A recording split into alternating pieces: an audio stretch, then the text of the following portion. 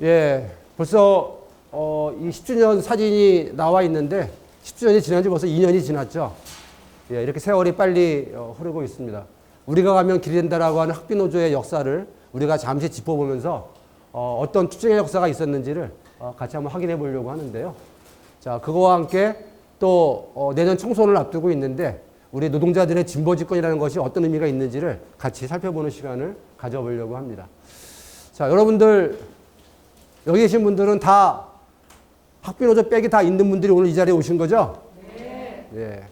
세상에서 가장 즐기고 튼튼한 백, 학비노조 백 맞습니까? 네. 예. 자, 이렇게 우리에게 든든한 이 지원군, 또 우리에게 가장 힘을 제공하고 있는 이 백에 대해서 우리가 같이 이 학비노조 역사를 갖다가 잠깐 살펴보려고 하는데요. 모든 결과에는 원인이 있는 것처럼 학비노조의 이 튼튼한 백이 어떻게 만들어졌는지에 대해서 그 역사를 잠깐 살펴보려고 합니다. 나와 있는 것처럼 학비노조는 다른 노조와 다르게 굉장히 이 정치적 판단과 이 정세 판단 그리고 선거라고 하는 국면을 잘 활용하면서 학비노조가 탄생됐던 그 역사를 우리가 잘 이해하실 필요가 있을 것 같습니다. 무슨 얘기인고 하면은 나와 있는 것처럼 2010년 6월 2일 날 지방선거가 있었습니다. 벌써 14년 전 얘기니까 까마득할 텐데요. 그때 교육감 직선제 선거가 처음으로 시작된 해였죠. 이때 전라남도에서는 그 지역에 있었던 민주노동당 진보정당과 그리고 민주노총 이런 진보단체들이 힘을 합해가지고 학비노조 노동조합을 건설하기 위한 전략적인 판단을 하게 됩니다. 그러면서 그 당시에 장만채라고 하는 순천대학교 총장을 후보로 나왔던 사람을 우리가 같이 노동자 후보로 우리가 같이 힘을 모아서 당선시키는 힘을 같이 모아나가는 조건으로 그 당시에 학비 노조와 관련된 정책 공약을 갖다가 우리가 제시하게 되죠. 이때 장만채 후보가 진보교육감 후보가 학비 노조와 관련된 그 정책 공약을 같이 협의하고 제안을 받아들입니다. 그러면서 여기 때 나왔던 것이 그 당시에 학비 노조가 만들어지기 전까지에는 고용이 굉장히 불안했잖아요. 그죠? 왜? 모든 인사권이 교정하게 있었잖아요. 근데 그거와 관련된 고용 안정, 다시 말하면 교육감의 직고용, 교육청의 직고용이라든가 그 다음에 호봉제 적용 등 그 당시에는 가능하지 않았던 일들을 교육감이 후보가 그 제안을 받아들이게 되면서 학비노조도 적극적으로 또 지역에 있는 민주단체와 노동계가 지원을 하게 되죠. 이러면서 장만채 그 후보가 비정규직 처우 개선과 관련된 기자회견을 하게 되죠. 자, 그러면서 실제로 그 교육감이 당선되게 되면서 학비 노조와 관련된 이런 정책들을 시행하게 됩니다. 그러면서 사전에 조직되지 않았던 이 전남의 학비 노동조합들이 9월서부터 10월까지 채 2개월도 되지 않는 시간 동안에 2,000명의 조합원을 조직을 하게 됩니다. 그 힘이 바탕이 되어져서 전국 최초로 전남 지역의 학비 노조가 탄생하게 되는 거죠. 이걸 계기로 해가지고 민주노총에서 가만히 들여다보니까 굉장히 큰 모범적인 사례가 된 거예요. 그리고 그 당시에 경기도라든가 서울시 같은 경우도 진보교육감이 당선됐던 것들이죠.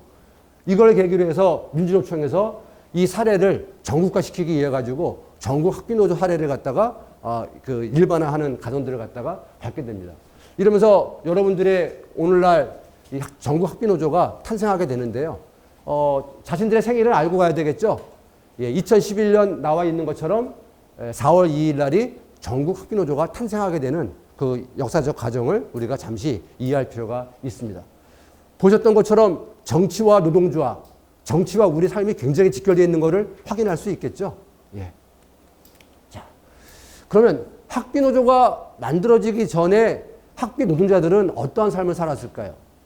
지금의 여러분들이 이 학비노조에서 경험하는 것하고 2011년 노동조합이 만들어지기 전하고 같이 생각하시면 안 되는 부분들이 있습니다. 우리가 뉴스에서 보는 빵 셔틀 얘기 들어보셨죠? 주로 어떤 일들이 빵 셔틀을 갖다가 표현합니까? 예, 학교에서 강한 일진 같은 애들이 힘 좀 쓰는 애들이 약한 아이들 괴롭히면서 빵 신부를 주는 게 빵 셔틀이잖아요. 학교에서 이렇게 힘 있는 아이가 약한 아이를 괴롭히는 것 정도가 아니라 학교 성인 사회인 학교 이 공직 사회에서 실제로는 빵 셔틀이 아니라 차 셔틀, 떡 셔틀, 해장국 셔틀 혹시 들어보셨나요? 예. 오래된 고참 그 조합원들은 저거를 다 기억하실 겁니다. 무슨 얘기예요? 예, 학교에서 떡을 만들거나 빵이 나오거나 혹은 학교 관리자가 술을 얼큰하게 먹고 와가지고 다음날 예, 술 해장국을 갖다가 끓여달라고 그러면은 식당에서는 조리사들이 해장국을 끓여가지고 예, 갖다 바치기까지 했던 거죠. 자, 이렇게 굉장히 학교 내에서 학교 노동자들의 처우가 말할 수 없이 열악했던 이런 일들이 학교에서 벌어졌던 일들이 지금은 진행되고 있나요? 안 되고 있나요? 없습니다. 어림도 없는 일들인 거죠? 어떻게 가능했을까요? 바로 여러분들이 단결하고 노동조합이 든든한 백이 만들어지면서 이런 일들은 과거 일이 돼버린 것들인 거죠. 자, 또 지금은 여러분들이 또 경험하지 못한 일들일 건데요. 학비 노동자가 규모가 늘어나기 시작했던 시기는 1900 몇 년이죠? 1995년도죠. 예, 1995년도부터 학비 노조의 그 조합원들이 11년에 아니죠. 제가 말씀드린 거는 학교에 급식이 일반화되기 시작하면서 그때 이제 노동자들이 들어오기 시작했던 시기예요. 그러다 보니까는 그 당시에는 뭔가 규칙이 없었어요. 그러면서 이제 사람들이 쭉 규모가 늘어나기 시작하니까 2007년에 취업 규칙이 만들어집니다.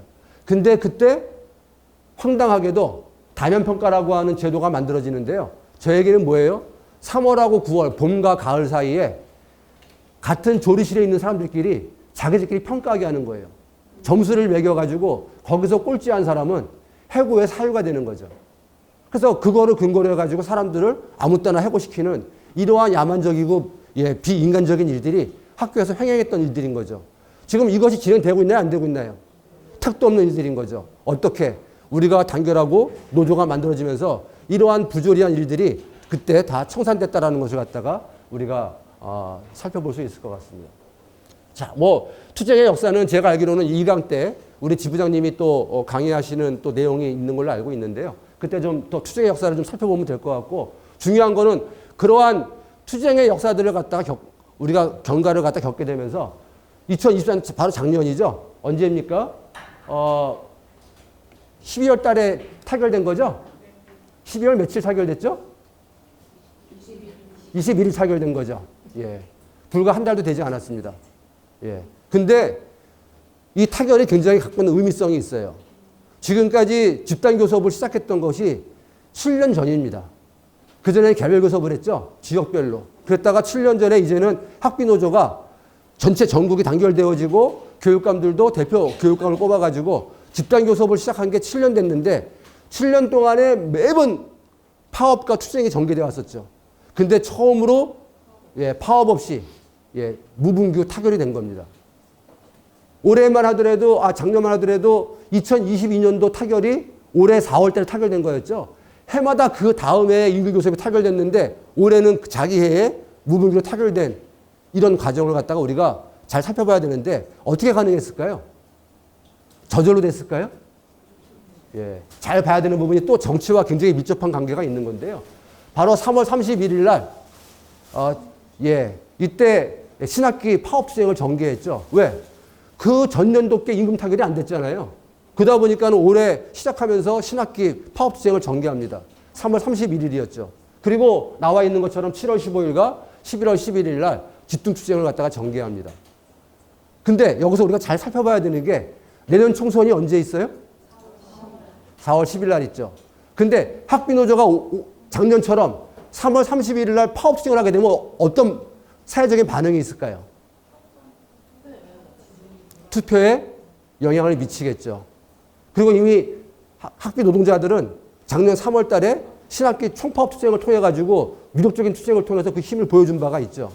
그러다 보니까 이번에 교육부에서는 바로 내년 선거를 앞두고 우리들의 유력한 투쟁을 갖다가 경험했던 그들은 사전에 이거를 갖다가 정리할 필요가 있었던 거겠죠. 자, 이렇게 이 무분규 타결에 대해서는 우리가 지난한 투쟁에 대한 과정과 내년 총선이라고 하는 이 시기성이 맞물리게 되면서 이번에는 7년 만에 처음으로 무분규 타결을 우리가 성과를 갖다가 가져가게 됩니다. 그러면서 또 하나 의미는 뭐예요? 6만 8천 원이 인상이 됐는데 역대 최대치였죠. 그리고 지금까지 임금 인상은 어디에 국한됐어요? 예, 공무원 임금 인상에 국한됐잖아요. 항상 그 안에서 임금 타결됐는데 이번에는 그 룰을 깬 거죠. 공무원 임금 인상 룰과 관계없이 6만 8천 원 최대치 지금 역대 가장 많은 임금 인상을 갖다가 우리가 이번에 쟁취할 수 있었습니다. 또 나아가서는 근속수당이 지금까지 21년이었는데 1년 연장되어져서 또 이러한 성과를 냈던 부분들이 있는 거고요. 자, 이렇게 이러한 2024년도에 우리가 투쟁을 통해서 의미 있는 성과를 내올 수 있었다. 어떻게? 세상에서 가장 즐기고 튼튼한 백 학비 노동조합이 있었기 때문에 이런 일들이 가능했다는 것을 우리가 다시 한번 잘 살펴볼 필요가 있을 것 같습니다. 자, 이제는 우리가 먹고 사는 문제, 정치 정세를 잠깐 이야기하려고 합니다. 임금도 오르고 뭐 이제는 좀 살만한 것 같은데 과연 내가 올해는 2024년도에 내 오른 임금하고 물가 인상하고 어떤 관계가 있는지를 포함해서 이 정세를 우리가 잠깐 진단해 보려고 합니다. 왜? 정세는 결국 정치는 결국은 내 생활하고 매우 직결되어 있다는 것을 우리가 여기서 한번 살펴보려고 하기 때문에 관심 있게 보셨으면 좋을 것 같고요. 자, 정세라고 하게 되면 주로 우리가 이야기할 때 정치를 이야기하고 경제를 이야기하고 사회를 이야기하고 국제 정세를 이야기합니다. 근데 오늘 이 짧은 시간에 저 많은 걸 다 담을 수 없기 때문에 우리가 꼭 알아야 될 먹고 사는 문제, 당장 우리가 내 삶에 직결되는 문제를 중심으로 잠깐 살펴보려고 하는데요. 자, 뭐 아무튼 여러분들이 별로 보고 싶지 않은 인물이긴 한데 정세를 얘기하려니까 불가피하게 윤석열 대통령을 먼저 올릴 수밖에 없을 것 같습니다. 작년에가 무슨 해였어요? 개면연이었죠? 토끼해였습니다. 작년에 정부가 가장 강력하게 정책 드라이브를 걸었던 게 3대 개혁이라고 했는데 혹시 뭔지 아시나요? 예. 여기는 안 나와 있네요. 예. 3대 개혁이 뭐였어요? 예, 교육, 연금, 노동이었죠. 예. 근데 이 3대 개혁이 성공했을까요? 실패했을까요? 예, 완전 실패했죠. 노동개혁은 뒤에 나올 거기 때문에 제가 뭐 따로 설명드리지 않겠습니다. 연금개혁과 관련해가지고는 노무현 정부 5년 동안에 한 게 아무것도 없다고 그렇게 공격을 하더니 문재인 정부 2년 동안에 연금개혁안이 나온 게 뭐예요? 지금 우리가 연금을 갖다 9% 뛰고 있죠, 임금에서. 그거를 12%로 할지 15%로 할지 18%로 할지를 갖다가 그것만 국회에다가 그냥 전달한 상황이 돼버린 거죠. 예. 맹탕 연금개혁안을 갖다가 제출하게 되면서 10월달까지 내야 됐기 때문에 그거 국민들의 엄청난 비판을 받았죠. 그게 무슨 계획이냐라고 하는 것이죠. 또 하나는 뭡니까? 교육개혁과 관련해가지고 추진한 게 뭐예요? 여러분들 기억 속에 남는 게 뭐가 있죠? 교육개혁 관련해가지고? 예. 예. 교육개혁 관련해가지고 윤석열이가 두 가지를 했죠. 하나는 킬러 문항을 갖다 없애겠다고 하면서 학원 카르텔 해가지고 학원을 조지기 시작했죠. 근데 근본적인 문제는 뭐예요? 학원을 보내는 이유가 학교에 서열화했던 거잖아요. 특목고를 존치하면서 학원을 갖다가 없애겠다라고 하는 이 합리적이지 않은 안을 갖다가 제시하게 되고 또 하나는 뭡니까? 학교에서 일어나고 있는 교권에 대한 추락을 갖다가 막겠다고 하면서 어떤 또 일을 계약을 했어요? 학생 인권 조례를 갖다가 폐기시켜버렸죠. 학생과 교사를 대립시키는 또 분열을 야기시키는 이러한 교육개혁을 통해 가지고 연금개혁과 교육개혁은 실패했습니다. 당연히 노동개혁도 실패했죠. 중요한 이슈가 뭐였습니까? 69시간이었던 거죠. 그거를 국민들이 저항하고 반대하게 되면서 결국은 노동개혁도 실패하게 되면서 세 개의 개혁이 완전히 작년에 실패하게 됐죠.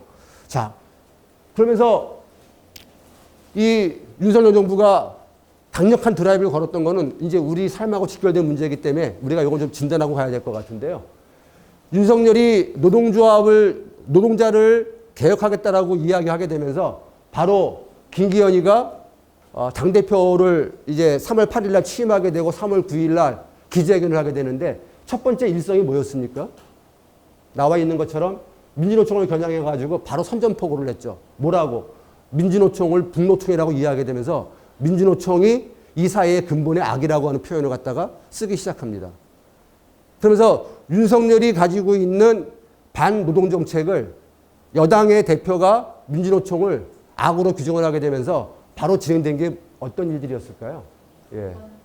보시는 것처럼 1월 18일 날 바로 국가정보원이 민주노총을 갖다가 침탈을 하게 되죠. 2월 달에는 경남 민주노총을 침탈하게 되죠.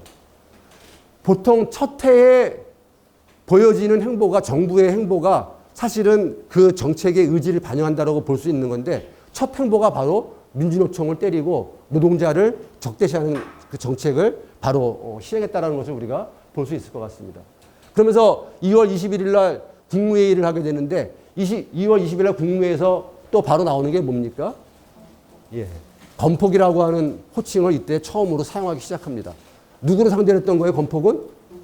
건설 노동자를 건폭이라고 표현하게 되면서 노동자들을 마치 이 사회의 악으로 규정하면서 노동조합에 대한 탄압을 이때 또 다시 한번 선전포고를 하게 됩니다. 그러면서 이 국무회의가 끝나자마자 바로 경찰청장이 추진한 게 뭡니까? 나와 있는 것처럼 건폭 합동수사본부단을 갖다가 구성하게 되면서 이때 무려 50명을 갖다가 특진을 걸기 시작합니다. 근데 경찰이 특진을 하려면요. 평생에 경찰들이 특진하기가 한 번도 쉽지 않다고 이야기합니다. 근데 50명의 특진을 걸었는데 특진을 하려면 주로 누구를 잡아야지 돼요? 예, 엄청난 큰 사건, 이 사회의 큰 사건, 살인사건의 범인을 잡을 때 특진할 수 있는 건데 무려 건폭을 해결하게 되면 특진을 거니까 경찰들이 다 어디를 쫓아다녀요? 예, 건설 현장에 가가지고 현장 소장 만나가지고 제발 신고 좀 해달라고 통사정을 하고 다니는 이런 사안들이 벌어진 거죠. 이러면서 민생의 책임을 지고 있는 이 치안이 건설 현장을 다니면서 범인을 잡는 것이 아니라 멀쩡한 노동자를 때려잡기 시작하게 되면서 결국은 건설 노동자의 한 동지가 분신을 하게 되죠.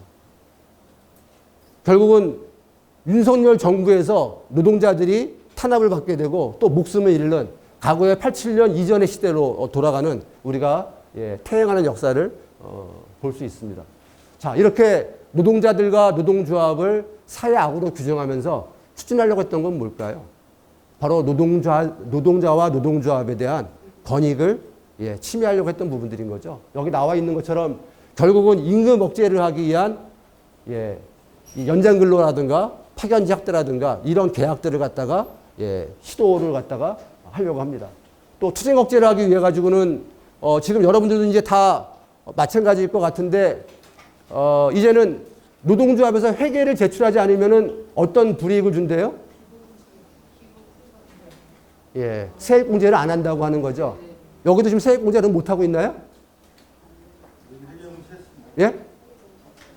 학비는 세액공제 하고 있나요? 예? 아, 이건 내가 지금 몰라서 묻는 거예요. 아, 여기는 문제 없다고요? 그게 어떻게 가능하지? 했습니까? 아, 예. 예. 자, 이렇게, 노조 회계와 관련해 가지고는, 저거는 제가 시간 때문에 좀 말씀드리기 어려운 내용이긴 한데, 대법원 판례에 기초해 가지고 노동조합의 회계를 갖다가 복사본도 요구할 수 없다라고 하는 것이 대법원 판례인 건 여러분들이 아시고 해야 될 부분들이 있습니다. 자, 여하튼 노조회계라든가 파업 시 대체 근로를 갖다가 허용하는 법이라든가 우리가 직장을 정거했을 때 이것을 갖다 형사처벌하겠다라고 하는 이런 우리의 투쟁의 의지를 꺾으려고 하는 이런 계약들을 윤석열 정부가 1년 내내 추진해왔던 과정들을 우리가 살펴볼 필요가 있을 것 같습니다. 자, 이제는 이 사회적인 문제를 우리가 한번 살펴보려고 하는데요. 그러면은 이 사회적인 문제는 윤석열 정부가 잘 추진해 왔는가를 갖다가 볼 필요가 있습니다. 5월 달에 윤석열 정부가 당선되어지고 바로 6개월도 지나지 않아서 10월 달에 이태원 참사를 우리가 이미 기억하고 계시죠? 그때 정부는 없었죠? 그것이 얼마 지나지 않아서 올해 7월 달에 오송 지하도 참사 사건을 통해 가지고 그때도 무려 14명이 사망을 했습니다. 이때도 정부는 없었던 거죠. 자, 그러면서 저 오송 지하 참사를 갖다가 정부는 잼버리 행사를 통해 가지고 여론을 갖다가 바꾸려고 시도해왔던 거죠. 8월 2일 날 잼버리 행사를 치렀는데 첫날서부터 104명이 쓰러지죠. 왜? 그 무더위의 땡볕에 윤석열 대통령이 개사를 한다고 하다 보니까는 진검색을 갖다가 깐깐하게 하다 보니까는 사람들이 입장을 하지 못하고 길거리에 서 있다가 무려 100명이 넘게 거기서 졸다고 쓰러지는 사건이 벌어지잖아요. 시작서부터 난항을 갖다가 예, 겪기 시작하죠. 이러면서 결국은 4일 5일째 되는 날은 예, 선진국에서 예, 잼버리 행사를 갖다가 포기하고 예, 본국으로 예, 떠나는 이런 일들이 벌어지는, 그래서 국제적인 망신을 당하게 되죠. 이러면서 윤석열이가 결국은 국민들로부터 노동자만 때려잡는 것이 아니라 이 무정부 상태에 아무런 행정적 능력도 없다라는 것들이 국민들에게 질타를 받기 시작하면서 예, 지지도가 추락하기 시작합니다. 자, 이러한 여파에 의해서 결국은 10월 11일 날 강서 보궐선거에서 예, 윤석열이가 세웠던 후보가 참패를 당하게 됩니다. 요 바로 직전에는 어떤 일이 있었나요? 그 하루 전에는 국회에서 예, 국회에서 예, 여가부 장관을 갖다가 저 잼버리 대회를 갖다가 망친 여가부 장관을 갖다가 교체하려고 새로 세운 사람이 누구였어요? 김행이었잖아요. 근데 김행이 국회에서 10월 10일 날 청문회 도중에 도망가 버리잖아요. 예, 이러면서 국민들이 정부가 가지고 있는 여권이 가지고 있는 그러한 무례한 행동을 보게 되면서 결국은 예, 11월 11일 날 강서 선거에서 참패를 당하게 됩니다. 자, 그러면서 결국은 이제 조중동도 우려를 표하기 시작하면서 윤석열의 레임덕이 시작했다라고 이야기를 합니다. 자, 이거를 이제 또 하나 만회하려고 했던 부분들이 뭐예요? 바로 부산에서 진행되려고 했던 예, 국제행사였던 거죠. 예, 행사가 뭐였죠? 엑스포였죠. 근데 잼버리 대회는 몇 명이 참가하는 거고 엑스포는 몇 명이 참가하는 행사였을까요? 잼버리 대회는 몇 명이 참가하는 행사였죠? 4만. 예, 4만 3천 명이 참가하는 행사였어요. 엑스포는 몇 명이 참가하는 행사예요? 2,800만 명이 참가하는 행사예요. 규모가 비교도 안 되죠. 근데 4만 명이 참가하는 잼버리 행사도 국제적인 망신을 당하고 국가가 그것을 할 수 없는 것이 입증되어지게 되면서 예, 질 수밖에 없는 게임이었던 거죠. 자, 그럼에도 불구하고 마치 이길 것처럼 국민들이 여론을 호도했다가 결국은 또 개망신을 당합니다. 하루 전까지 마치 역전할 것처럼 이야기했는데 결국은 예, 개망신을 당하게 되면서 예, 만회하려고 예, 부산의 재벌들을 끌고 가지고 떡볶이 먹방 쇼를 했다가 여론의 질타를 받게 되죠. 자, 이러면서 이제 윤석열의 레임덕은 시작됐다라고 조중동이 이제 이야기하기 시작합니다. 지금까지 윤석열을 지지했던 조선일보, 중앙일보, 동아일보도 보수 언론들도 윤석열을 이제 공격하기 시작하죠. 이러면서 국민의힘 국회의원들도 이제는 영남정당이 아닌 수도권에서는 윤석열로는 어렵다라고 하는 이제 자당 내에서 비판이 일기 시작하죠. 자, 이건 하나 우리가 이제 통계를 잠깐 보고 가려고 하는데요. 21대 총선 때, 예, 총선 때 국민의힘을 찍지 않겠다라고 하는 게 몇 %였는지 여기 통계를 제가 보니까 21대 때에는 49%였어요.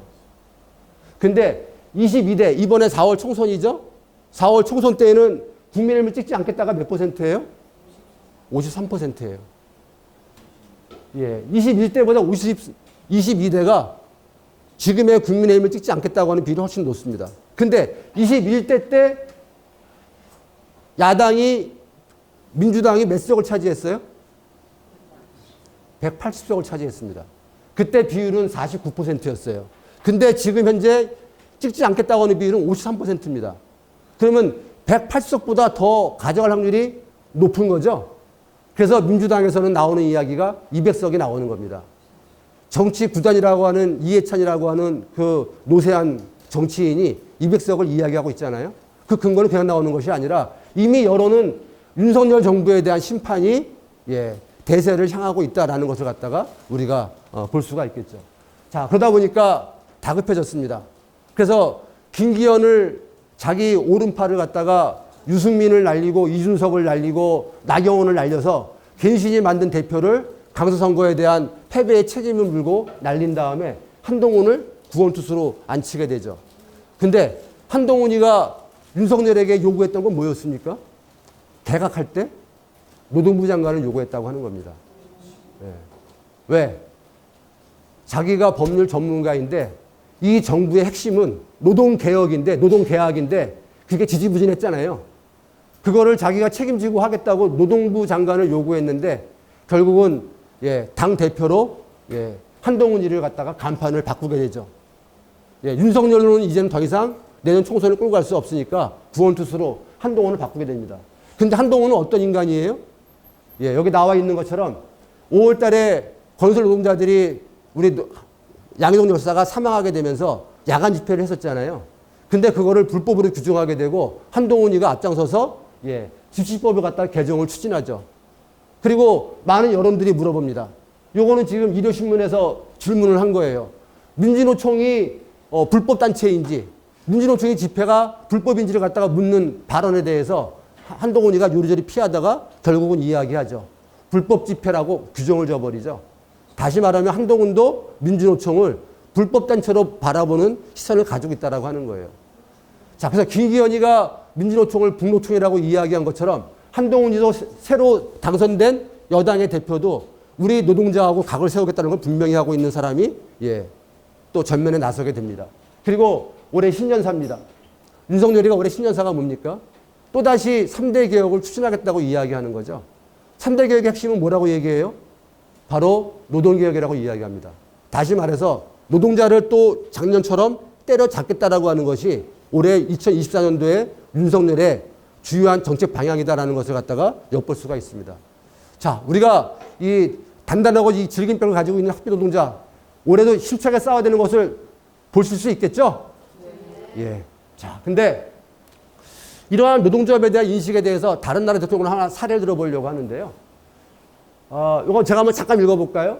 내가 여러 나라를 다녀보니 노동조합이 없거나 금지한 나라도 많다. 그런 곳에서 가혹한 착취가 일어나고 노동자들은 늘 산재를 입고 보호받지 못한다. 노동조합 운동이 없기 때문이다. 내 가족의 생계를 보장할 좋은 직업을 원하는가?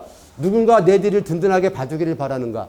나라면 노동조합에 가입하겠다라고 노동절 행사 때 2015년도에 대국민을 상대로 노동조합에 가입하라고 선동한 저 대통령은 누구일까요? 미국의 오바마 대통령입니다.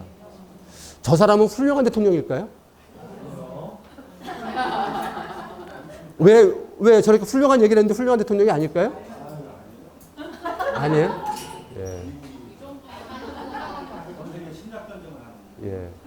자, 우리나라 대통령이 당선되어야 되게 되면은 제일 먼저 하는 게 뭐예요? 선서하죠. 뭐에 대한 선서죠? 헌법을 수호하겠다라고 하는 것을 대통령은 헌법 수호에 대한 의무를 가지게 됩니다. 윤석열이가 아까 오바마가 이야기했던 건 뭐예요? 오바마가 이야기했던 건 뭘까요? 헌법을 수호하겠다는 이야기인 거예요. 훌륭한 사람이 아니라 어떤 대통령이든 헌법에 대해서 누구도 추워도 그것을 건들면 안 된다는 것, 그것을 권장하는 내용인 거죠. 근데 윤석열은 지금 우리에게 무엇을 얘기하고 있습니까? 헌법 33조 1항 여러분들 혹시 조합원 여러분들 혹시 교육 들어서 아시는 분도 있겠죠? 헌법 33조에 뭐가 나와 있습니까? 노동상권이 나와 있죠? 노동상권은 뭐예요? 노동자가 단결할 권리. 뭐예요? 노동조합을 할 권리가 있는 거죠. 두 번째는 뭐예요? 단체 교섭할 권리가 있는 거죠. 세 번째는 뭡니까? 집회와 파업할 수 있는 권리가 있는 거죠. 근데 윤석열 정부에서는 보시는 것처럼 우리가 파업을 하는데 대체근로를 갖다가 집어넣어가지고 파업을 무력화시킨다고 이야기하고 우리가 투쟁하는데 형사입건을 시키겠다라고 협박을 합니다. 단체 협박을 갖다가 우리가 공갈협박이라고 하면서 노동자를 죽음에 이르게 합니다. 헌법을 부정하는 사람이 누구인가요? 바로 현 정부입니다.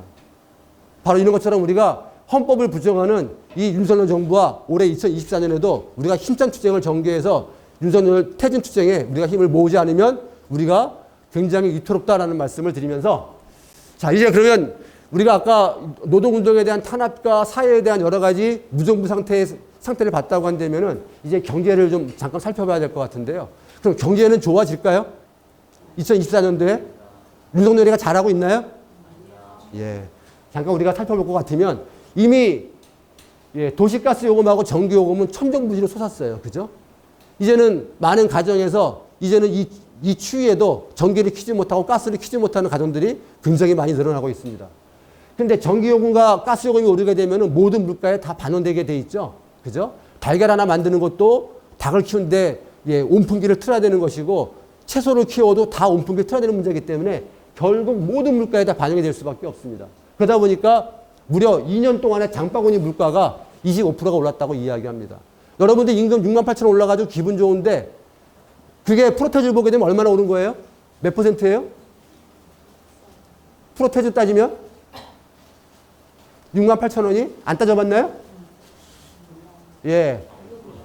예, 2구는 198만 원이 좀 넘죠. 1구는 208만 원이 좀 넘죠. 거기에 68,000원 하게 되면은 얼마가 되는 거예요? 한 6%, 7% 되나요?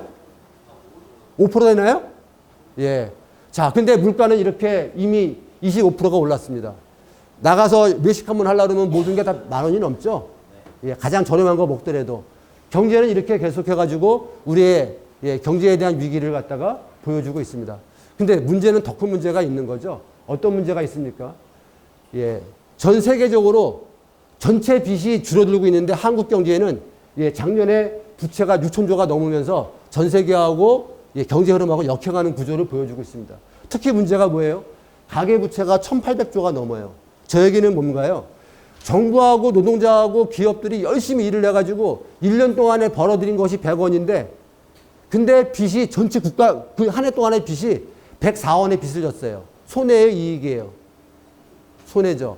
벌은 건 100원인데 우리나라 국가가 전체 벌어들인 게 100원인데 104원의 빚을 졌다라고 하는 거예요.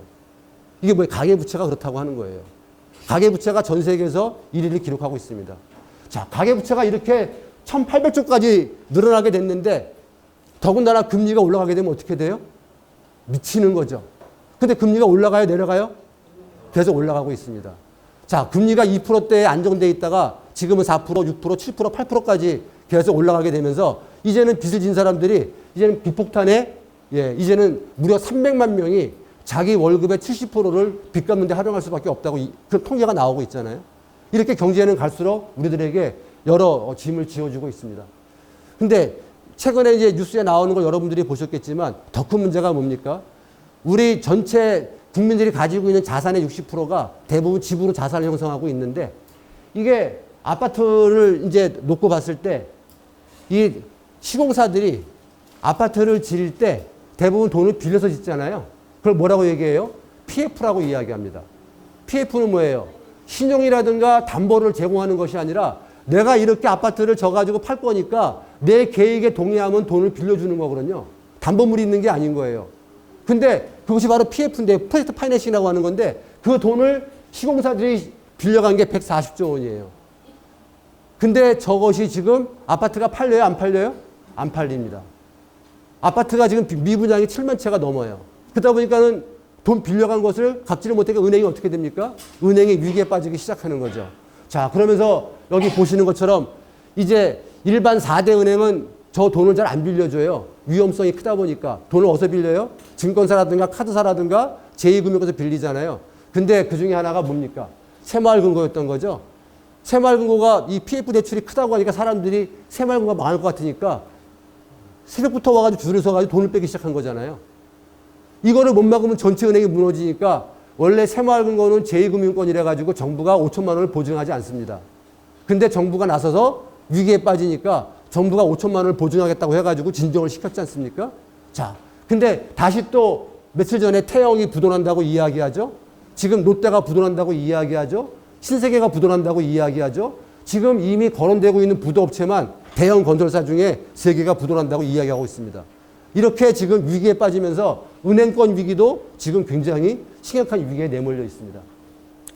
근데 이것 역시 위기는 아직 시작도 하지 않았고 올해부터가 진짜 위기에 빠진다라고 하는 것이 전문가들의 진단입니다. 자, 또 하나 우리가 안타까운 소식을 전해야 되는 거는 지금까지 미국의 금리가 올라가면서 우리도 계속 금리를 올릴 수밖에 없었잖아요. 여기 보시게 되면 지금 미국 금리는 5.5%까지 올랐습니다. 한국 금리는 3.5까지 올라갔어요. 미국하고 한국하고 금리가 역전돼 버렸죠. 원래 한국이 금리가 높았는데. 자, 근데 이제는 미국 금리가 훨씬 더 높아졌어요. 그러다 보니까 어떻게 돼요? 미국에서 왔던 돈들이 어디로 다시 한국으로 왔던 돈들이 어디로 가요? 미국으로 다시 가기 시작하죠. 그러다 보니까 환율이 굉장히 어려워졌죠. 그러니까 정부가 어떻게 하지 돼요? 달러를 사야 되는 거죠. 왜? 환율을 방어해야 되니까. 근데 달러를 사게 되면 그 돈은 또 어디서 나요? 정부도 빚을 내야 되는 거죠. 그 이자가 나가는 거죠. 정부 부채가 늘어날 수밖에 없습니다. 자, 근데 여하튼 미국의 금리가 이렇게 올랐다가 이제 작년에 정점을 찍고 올해 2024년도에 내려올 거라고 이야기했는데 오늘 미국의 연준에서 무슨 얘기를 합니까? 올해 여기 오기 바로 직전에 연준 의장이 발표했죠. 올해 초에도 금리를 인상할 가능성이 있다고 이야기하죠. 떨어지기를 바라가지고 미국의 주식이 좀 올라가고 있는데 미국의 금리는 오르거나 아니면은 고점 대비를 유지할 거라고 하는 우리들에게는 슬픈 소식들이 계속 전달되고 있습니다. 그러면 한국의 금리도 결국은 올라갈까요? 내려갈까요?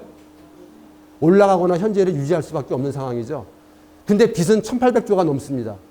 국민들이 허리가 휘고 있는데 금리는 내려가는 것이 아니라 현재 고금리는 유지될 수밖에 없다라고 하는 이러한 별로 유쾌하지 않은 소식들이 계속 우리들을 연초부터 자극을 하고 있습니다. 방금 얘기했던 것처럼 연준 의장이죠. 이 사람이 뭐라고 얘기합니까? 올해도 5%대 금리는 유지할 것이라고 이야기하고 있는 내용입니다. 그러면 이제 세계 경제가 좀 좋아야 될 것 같은데 세계 경제는 좋아질까요? 나쁠까요? 세계 경제는 이미 올해 세계의 3분의 1이 침체에 빠질 거라고 IMF 총재가 이야기를 하는데요. 3분의 1이 어디입니까? 미국, 유럽, 중국을 이야기합니다. 전체 세계 전체 경제를 좌지우지하는 데죠. 그러다 보니까 여기 통계에 나와 있는 것처럼 미국은 작년에 선방을 했잖아요. 근데 올해는 2024년도에는 더 경기가 하락한다고 이야기하죠. 중국 같은 경우도 5.0이었는데 4.2로 하락한다고 이야기하죠. 한국은 다행히 작년에 1.4였는데 2.2로 경제가 조금 올라갈 거라고 이야기하는데 별로 의미가 없죠. 왜? 작년에도 한국은 1.8% 경제 성장률을 할 거라고 이야기했는데 4%가 줄었잖아요. 근데 올해 시작도 안 됐는데 2.2가 얼마로 줄었어요? 올해 시작도 안 했는데 경제 성장률이 2.0으로 줄었습니다. 계속해서 떨어질 거에 대한 우려성을 내포하고 있는 부분들이 현재 있는 거죠. 자, 근데 우리나라는 수출을 먹고 사는 나라라고 하는 건 이미 다 알고 계시죠? 그래서 윤석열이가 이야기하죠. 대한민국 1호 영업사원이 돼가지고 세계를 바리바리 다니겠다라고 이야기합니다. 근데 한 짓이 뭐예요? 한 짓이 영업사원 1호 사원이 되겠다고 이야기하고서는 한 짓이라고는 결국은 중국이랑 적대적 관계를 만들잖아요. 탈중국을 하겠다고 하면서 중국이랑 사이가 틀어지기 시작합니다. 그러면서 어떤 일이 벌어집니까? 지금까지 중국에 우리가 매년 흑자를 기록했는데 작년 한 해에 180억 달러를 갖다가 적자를 기록하게 됩니다. 이 숫자를 우리가 잘 보실 필요가 있는데요. 뒤에 한번 자료를 한번 볼까요? 2001년부터 2022년까지 무려 20년이 넘게 우리나라가 수출을 먹고 사는 나라인데 수출을 통해 가지고 벌어들인 돈이 얼마예요? 6,816억 달러예요. 전체가 7,462억 달러입니다. 우리가 20년 동안 벌어들인 게 수출을 통해서. 근데 그 중에 중국을 통해서 벌어들인 게 얼마예요? 91%를 차지해요. 그랬는데 보시는 것처럼 아까 중국이랑 무역 적자를 기록하는 거죠. 이 얘기는 뭐예요? 지금까지 우리가 무역 흑자를 기록했던 거는 중국을 통해서 91%의 무역 흑자를 기록했는데 이제 여기가 적자가 된다고 한다면 앞으로 무역에는 우리가 흑자가 아니라 적자로 갈 수밖에 없다는 것을 내포하고 있는 거죠. 이렇게 윤석열은 경제도 지금 아주 시원하게 말아먹고 있는 과정을 우리가 보게 됩니다. 또 기업도 우리가 잠깐 봐야 될 것 같은데요. 아까 가계대출은 GDP 대비 104% 1,800조가 넘었는데요. 가계 부채도 우리가 좀비 기업이라고 하는 것을 혹시 들어보셨는지 모르겠는데요. 은행에서 대출을 받아가지고 영업활동을 해가지고 이익금으로 이자를 갚잖아요. 근데 돈을 빌려가지고 영업활동을 해가지고 이자를 갚지 못하는 걸 갖다가 전문용어로 한계기업이라고 얘기해요. 한계기업. 한계에 다 다른 거예요. 그걸 다른 말로 뭐라고 얘기합니까? 좀비 기업이라고 얘기해요.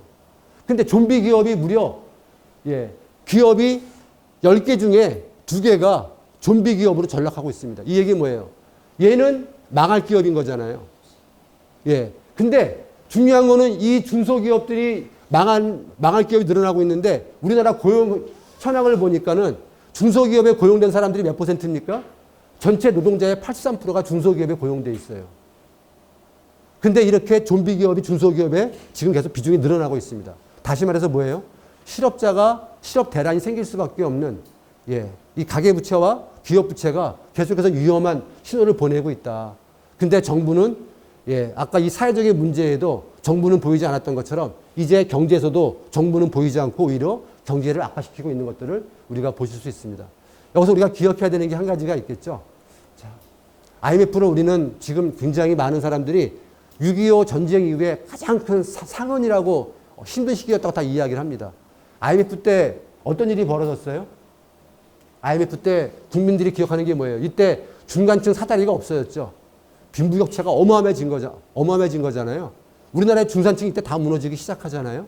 자, 그러면서 나와 있는 것처럼 220만 명이 그 당시에 실업자 상태가 됩니다. 그리고 노숙자라는 말이 그때 사회적으로 처음 등장하기 시작하죠. 이러면서 이때 비정규직이 우리의 지금의 이런 굴레와 같은 비정규직이 이때 만들어지죠. IMF 때 만들어집니다. 자, 그때 IMF 전에는요, 대기업이 100원 받을 때 중소기업이 75원을 받았어요. 예를 들면 그런 거 75%니까. 뭐 다른 나라 같은 경우는 뭐 조금 더 좋은 형편입니다. 대기업과 중소기업의 차이가 별로 크지 않습니다. 근데 IMF 끝나고 나니까 어떻게 돼요? 대기업이 100원 받을 때 중소기업 노동자들이 비정규직이 54원을 받게 되는 거죠. 이렇게 되면서 노동 안에서도 이러한 계급적 차별이 존재하게 되고 노동의 착취가 이렇게 이루어지게 되면서 사회적 위기, 경제적 위기가 누구에게 전가되어져요? 100% 노동자에게 전가되는 과정을 우리가 보실 수가 있습니다. 이러면서 정규직과 비정규직의 이 임금 차이를 우리가 여기서 여실히 확인할 수 있겠죠. 자, 이래서 지금 현 정부는 방금 보셨던 것처럼 사회적으로도 이미 국민들로부터 지탄을 받고 있습니다. 경제로도 이미 무너지는 경제를 현 정부가 추스릴 수가 없습니다. 이들에게 남은 거는 뭘까요, 그러면? 이들에게 남은 건 뭘까요? 남은 거는 집단속을 통해서 보수표를 자기 것다 시키고 나머지 진보는 때려잡으면서 내년 집권, 올해의 집권을 다시 유지하려고 하는 총선에 매진할 수밖에 없겠죠. 그러면서 올해 노동계약을 갖다가 밀어붙이겠다고 하는 것이 올해 10년사의 첫 번째 10년의 내용입니다. 노동계약을 하겠다는 것을 우리가 아까 살펴봤습니다. 자, 이제 우리가 이제 교훈을 좀 하나 여기서 얻고 가야 될 것 같은데요. 아, 여기 계신 분들 중에 지난번에 윤석열 찍으신 분들도 계시죠? 예. 그러면서 지금 제 강의를 들으면서 막 후회하시죠? 내 손을 지지고 싶다고. 그러신 분 안 계신가요? 예. 그때 내가 윤석열을 찍는 게 아니라 누굴 찍어야 됐어? 그때 내가 문제가 되는데. 라고 후회하시는 분들 많죠? 예. 자, 그래서 하나 우리가 그림을 하나 보고 갈 건데요. 여기 아주 예쁜 양이 있습니다. 하나는 검은 늑대고 하나는 흰 늑대입니다. 이 양을 누가 잡아먹을까요? 어떤 놈이 잡아먹을까요? 둘 다 잡아먹나요? 예. 맞죠? 검은 늑대가 좀 포악스럽게 생겼고 요놈은 약간 교활하게 생기긴 했는데 결국 잡아먹는 건 누굽니까? 둘 다를 잡아먹습니다. 근데 우리는 지금까지 어떻게 살아왔나요? 이 양들은 늑대에게 잡혀먹지 않으려면 우리의 대표를 누굴 뽑아야 될까요? 양에서 뽑아야 되겠죠. 근데 우리는 지금까지 누굴 뽑았어요? 우리를 지켜주려고 하면 튼튼하고 힘있는 놈이 필요하다고 해가지고 한 번은 검은 늑대를 뽑았죠. 근데 그놈이 우리를 잡아먹으니까 그 다음에 또 어떤 놈을 뽑아요? 흰 늑대를 뽑았죠. 자, 이거를 우리가 한번 같이 살펴보려고 합니다. 우리에게는 세 번의 정권 교체가 있었죠. 그죠? 첫 번째가 누구였어요? 김대중 씨였고, 두 번째가 노무현 씨였죠. 자, 세 번째가 문재인 대통령이었습니다. 여러분들 지금 이 파견제, 비정규직 누가 만들었죠? 예. 이 파견제, 우리 언어 속에 존재하지 않았던 비정규직 파견제라는 이 용어를 처음 만든 게 바로 김대중 대통령이었죠. 왜? 아까 설명드렸던 것처럼 IMF 시기 때 경제가 어려우니까 누구의 고통을 전가해요? 노동자의 고통을 전가하면서 이때 파견제와 비정규직을 김대중 대통령이 처음으로 도입을 합니다. 이거를 법제화한 사람이 누구예요? 2004년도에 노무현 씨가 대통령이 되게 되면서 이 IMF가 끝났으면은 IMF 때 만들어진 비정규직이 존재해야 돼요? 없어져야지 돼요? 없어져야 되죠. IMF 끝났잖아요. 3년 만에 졸업했잖아요. 근데 IMF는 끝났음에도 불구하고 비정규직을 없애야 되는 것을 비정규직 보호법이라고 해가지고 노무현 씨가 법제화 시켜버리죠. 그래서 이제는 비정규직은 아예 법으로 만들어진 하나의 기구가 됐습니다. 조직이 됐습니다. 이걸 바꾸려면 어떻게 해야 될까요? 이제는 법으로 만들어진 비정규직을 바꾸려면 어떻게 해야 될까요? 법을 바꿔야 돼요. 그러면 이 법을 누가 바꿀까요? 이 법을 만드는 민주당이 바꿀까요? 아니면 틈만 나면 노동자를 때려잡으려고 하는 국힘이 바꿀까요? 둘 다 아니죠. 그럼 우리가 아까 양에서 봤던 것처럼 어떻게 해야 될까요? 양의 대표는 어디서 나와야 될까요? 양에서 나와야 되죠. 비정규직의 이 문제를, 노동자의 문제를 해결하려면 누가 대통령이 돼야 될까요? 어디서 나와야 될까요? 예. 노동자들이 정치 세력화에 대한 의미를 우리가 이제 설명을 해보려고 합니다. 자, 이제 김대중과 노무현 씨는 우리가 이제 이 비정규직이 어떻게 만들어진지 역사를 잠깐 살펴봤는데요. 그 문재인 정부는 어떤 일을 했는지를 우리가 잠깐 보려고 합니다. 문재인 정부는 무려 국회의원이 몇 명이 당선됐어요? 180명이 당선됐죠. 과반이 넘었죠. 거의 3분의 2에 육박하는 숫자잖아요. 예. 근데 한 짓이라고는 뭡니까? 노동자를 대상으로 공약사항이 뭐였어요? 공공부문의 비정규직을 정규직화 시키겠다고 이야기했죠. 그리고 첫 행보가 뭐였습니까? 대통령이 돼가지고. 제일 먼저 간 데가 어디예요? 인천공항 가가지고 비정규직을 정직시켰다고 약속을 했잖아요. 최저임금 1만 원 인상하겠다고 약속했잖아요. 그럼에도 불구하고 그 두 가지를 다 자기 스스로가 입장을 철회하죠. 그러면서 추진한 게 뭡니까? 10월 1일을 잘 봐야 되는데요. 2019년 10월 1일입니다. 국무회의 때 믿기 어려운 내용이지만은 이때 국무회의를 통해가지고 노동법을 갖다가 이때 개혁을 추진합니다. 정부가 입법 발의하려면 어떻게 해야지 돼요? 정부는 입법 발의하려면 반드시 장관들을 다 모아놓고 국무회의를 통해서 회의 결정사항을 대통령이 사인할 때만이 정부가 국회에다가 입법을 발의할 수가 있습니다. 근데 2019년 10월 1일 날 입법 발의한 내용을 보니까 뭡니까? 산별노조 사업장에 노조 임원 출입을 막는다고 하는 거예요. 이 얘기는 뭐예요? 앞으로 서비스 노조에서는 임원들이 학비노조에 올 수가 없어요. 왜? 이 법이 통과되게 되면은 상급단체의 노동조합이 이제는 투쟁에 참여하거나 지원할 수가 없게 됩니다. 뭐예요? 노동조합을 무력화시키겠다라고 하는 거죠. 또 하나는 뭡니까? 쟁의행위 시 직장점거 전면금지를 하겠다는 거예요. 아니 파업을 하는데 대체근로가 들어와요. 우리가 막 싸우고 있는데 일반의 민영기업에서 조리사가 쭉 들어와가지고 음식을 만들고 있어요. 냅둬야 돼요? 말아야 돼요? 막아야 되는 거죠. 그 직장을 점거해야 되는 거죠. 근데 그거를 갖다가 금지하겠다고 이야기하는 겁니다. 형사처벌하겠다고 이야기하는 겁니다. 노동자의 아까 이야기했던 헌법 33조 파업에 대한 권리를 무력화시키는 거죠. 헌법을 무력화시키겠다고 하는 거예요. 또 하나는 뭡니까? 단체협약 유효기간을 3년으로 연장하겠다고 이야기했는데 이 두 개는 국회에서 부결됐고요. 통과되지 못했고 이 하나는 통과가 됐습니다. 안타깝게. 그래서 이제는 단체협약을 지금 여러분들 몇 년마다 한 번씩 해요? 2년마다 한 번씩 하죠. 이제는 저 법이 통과됨으로 인해서 이제 사측에서 이제 법대로 3년마다 하겠다면 어떻게 해야지 돼요? 또 머리 깎고 싸워야 되는 거예요. 또 단식해야 되는 거예요. 또 삭발하고 단식하고 또 고군노동해야 되는 거예요. 힘 있는 노조는 버틸 수 있지만 힘 없는 노조는 어떻게 돼요?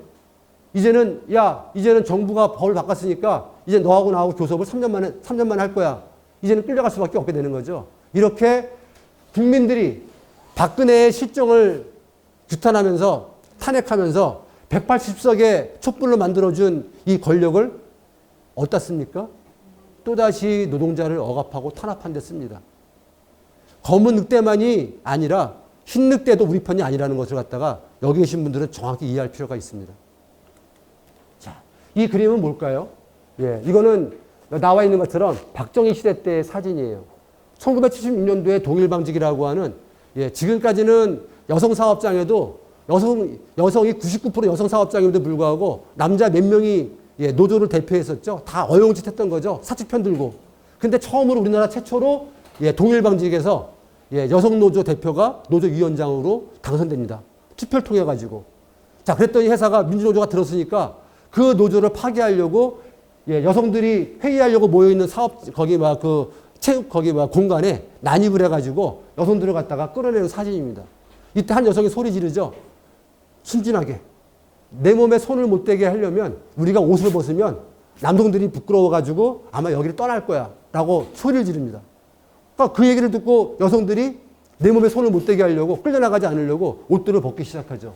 20대의 꽃다운 어린 처녀들이 이때 다 옷을 벗으면서 브래지어만 차고 이 속옷들을 입는 사진이 이 사진입니다.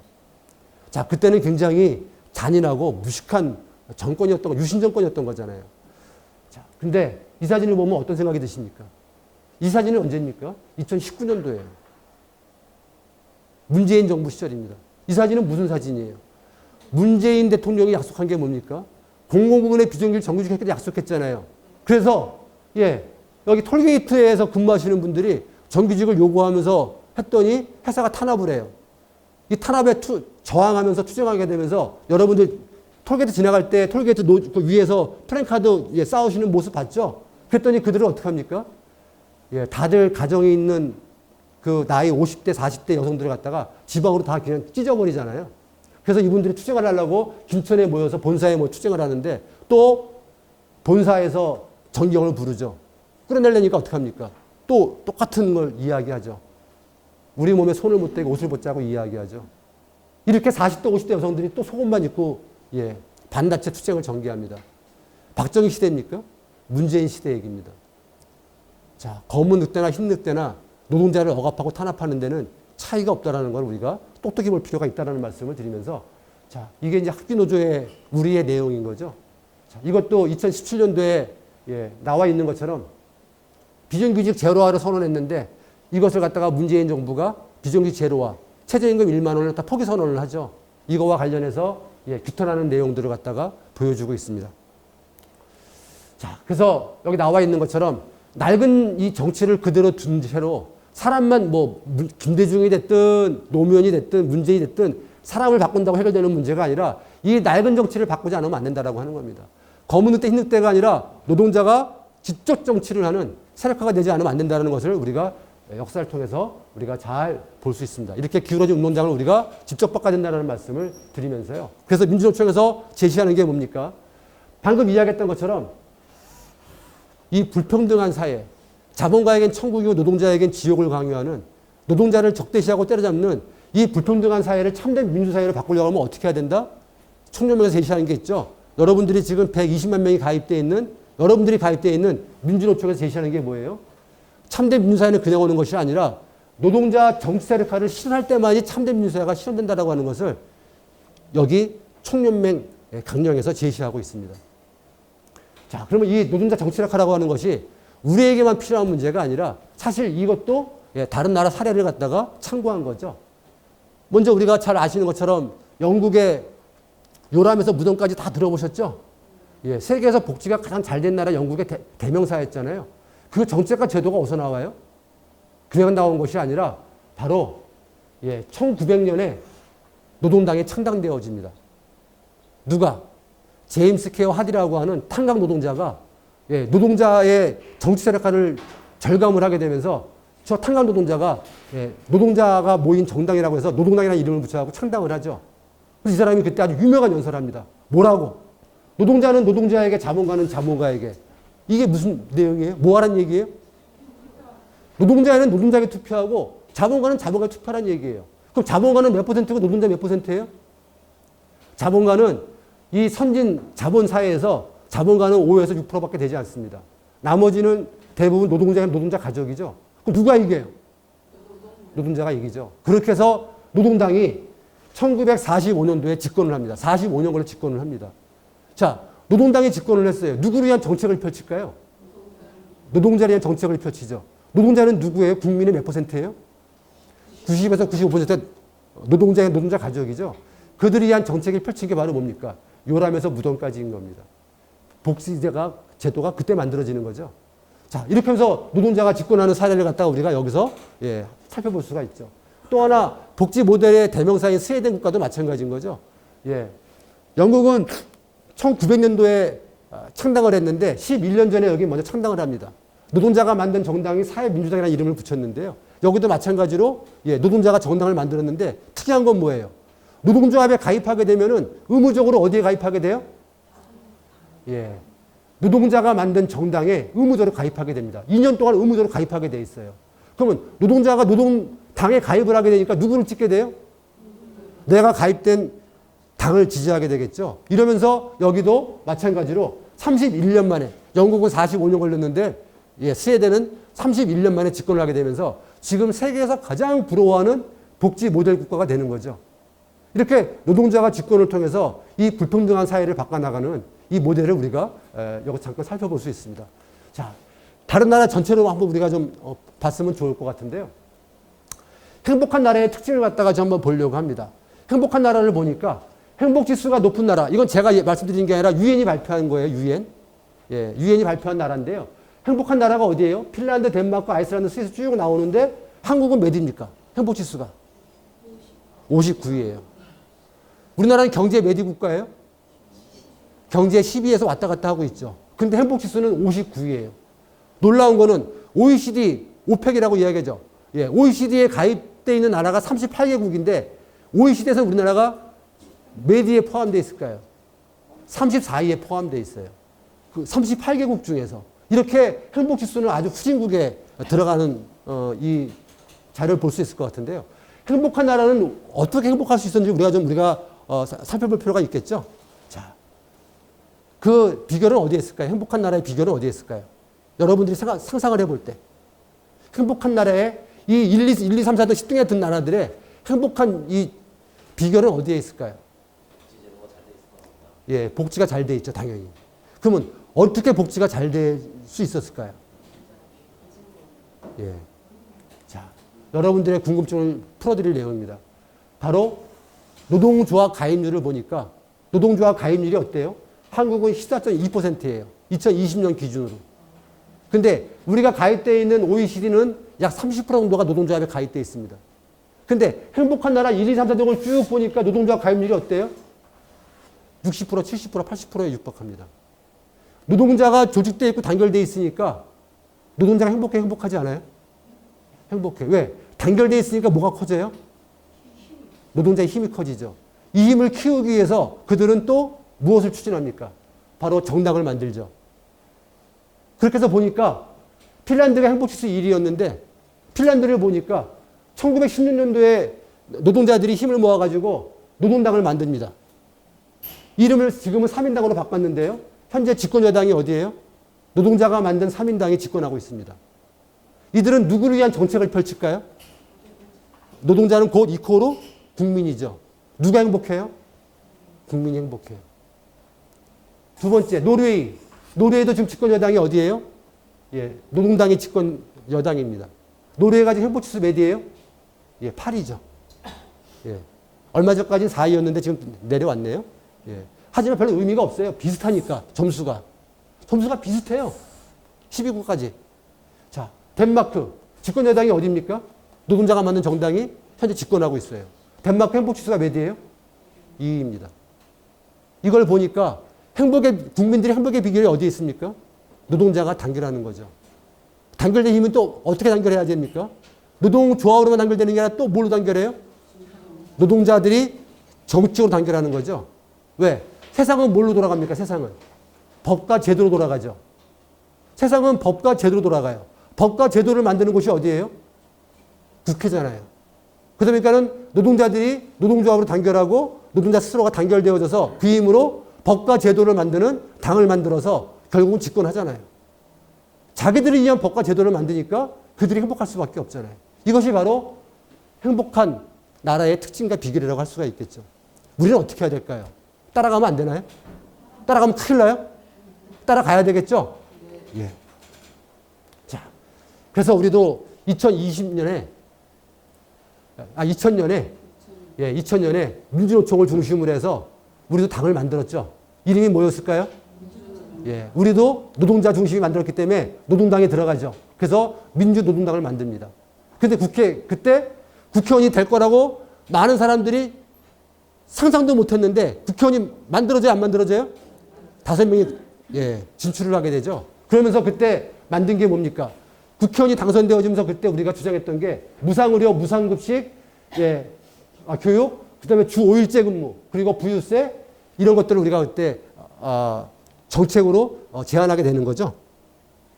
자, 그러면서 이때 우리가 지금은 다 주 5일제라고 있는데 이때 우리가 이러한 정책 내용과 투쟁을 통해 가지고 주 5일제가 쟁세는 시발점이었다는 말씀을 드리는 거고, 무상교육도 지금 무상급식이 다 진행되고 무상교육 진행되고 있죠. 굉장히 파격적인 것들을 그때 우리가 제시하게 되면서 정치에서 국민들에게 엄청난 신선한 바람을 그때 일으켰던 과정들을 보시면 될 것 같습니다. 또 중요한 걸 보시게 되면 이때 당시에 국회의원이었던 김선동 의원이 이 학교 회계직 및 교육행정기관 무기계약직과 관련해 가지고 다시 말하면 지금의 비정규직과 관련해 가지고 김선동 의원이 입법 발의를 하게 됩니다. 그 내용은 뭐예요? 학교에 비정규직에 종사하는 사람들, 다시 말하면 사서와 영양사는 이 사람들은 교사로 3년 뒤에 발령 내고 그 다음에 그 외에 학교에 근무하는 사람들은 3년 뒤에 기민직 공무원으로 발령 내라고 하는 것에 대한 입법 발의를 했어요. 여러분들이 이때 입법 발의된 대로 됐으면 여러분들은 지금 뭐예요? 기민직 공무원 된 거예요. 끝난 거예요. 근데 우리가 국회의원 5명밖에 없는 정당에서 입법 발의를 했는데 누가 반대합니까? 검은 늑대, 흰 늑대가 다 반대하죠. 결국은 그것이 국회에 통과하지 못합니다. 그럼에도 불구하고 끊임없이 2015년대에도 그래서 이제 이것이 입법 발의가 무산된 다음에 또 4년 뒤에 이번에 또 우리가 또 제안하죠. 뭐라고? 반발이 심하니까 그때 제안한 게 뭐예요? 공무원으로서의 발령이 아니라 뭘로 하자라는 얘기예요? 지금 법에는 행정직원 등 직원을 둔다라고 되어 있는데 거기에 딱 6글자만 추가되는 거예요. 뭐라고? 교육공무직 직원을 둔다. 이 얘기 뭡니까? 저것이 해칙에 들어가게 되면은 교육공무직을 둘 수 있는 거잖아요. 이것을 갖다가 또 우리가 입법 발의를 하게 됩니다. 이걸 또 누가 반대해요? 검은 늑대, 흰 늑대가 반대를 하죠. 끊임없이 진보정당에서는, 우리 진보당에서는 이렇게 노동자 편에 서서 교육공무직과 관련해가지고 끊임없이 우리가 투쟁해오고 함께 이 법을 바꾸기 위해서 노력해왔던 역사를 볼 수가 있습니다. 이거를 누가 반대하나요? 누가 추진하나요? 여기서 우리가 내 편, 남의 편을 정확히 갈라볼 눈이 필요하다라는 말씀을 드리면서요. 자, 더 나아가서 교육공무직 제정까지 우리가 지금 10만 서명운동도 하고 있는데 이 10만 서명운동에 참여한 정당이 누구예요? 진보당이었던 거잖아요. 과거서부터 지금 현재까지 이렇게 진보당이 이 비정규직의 공무직 쟁취를 위해서 함께하고 있는 우리 이 가정들을 잘 살펴볼 필요가 있다라는 말씀을 드리면서요. 이것도 뭐 먼 얘기만 하는 게 아닙니다. 최근의 이야기죠. 최근의 이야기인데 여기 나와 있는 것처럼 급식실 인력 충원을 갖다가 전액 삭감해버렸어요. 누가? 전라도에서. 누가 삭감했어요? 전라도니까 당연히 여당이 누구예요? 민주당이죠.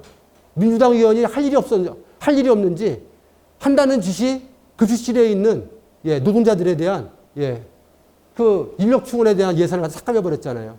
이거를 지금 또 누가 다시 살립니까? 우리 진보당 도의원이 다시 이 예산을 갖다가 살립니다. 또 하나 사례를 볼까요?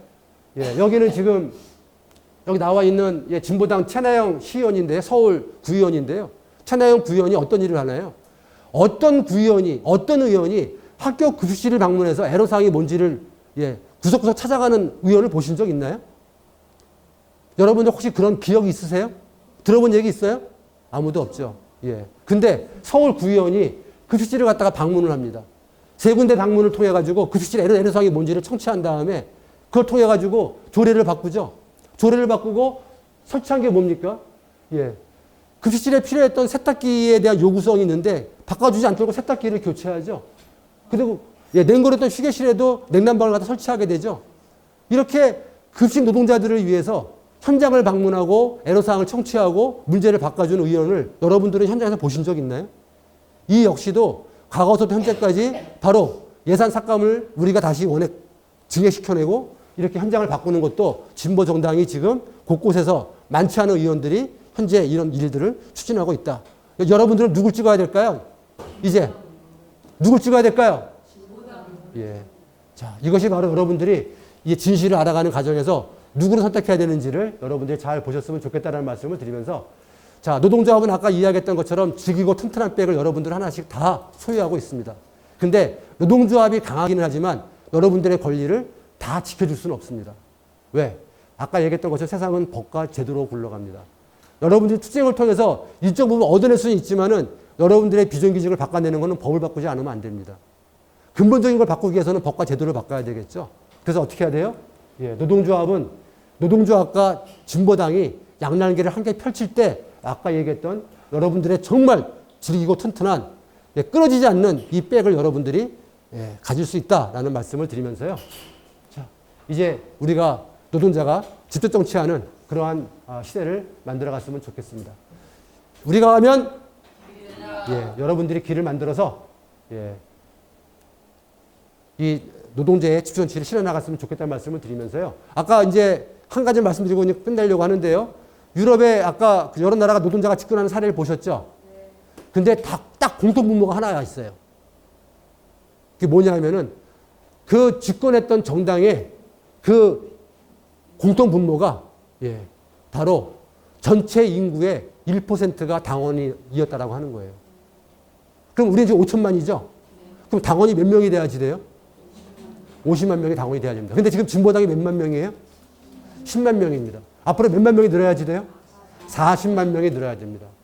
그래서 여러분들이 바로 이제 진짜 노동자가 주인 되는 세상, 비정규직이 없는 세상, 이 세상을 만들기 위해서는 여러분들이 당원에 가입해 주셨을 때 아까 우리가 그런 부러웠던 나라들에 대한 또 진보된 나라를 갖다가 우리가 갈 수 있다라는 말씀을 드리면서요. 자, 이거는 우리 앞에 있는 동지가 한번 크게 한번 읽어봤으면 좋을 것 같습니다.